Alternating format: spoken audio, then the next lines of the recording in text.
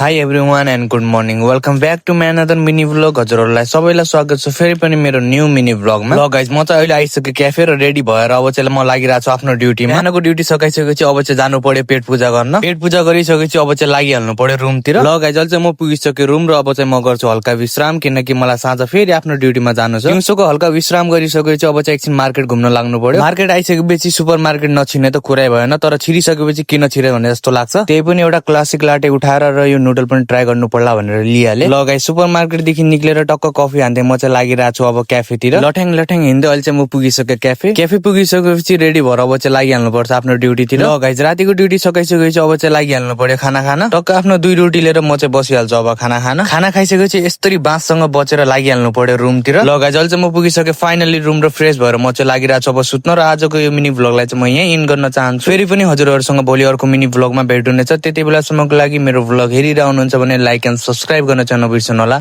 Okay, by by, good night.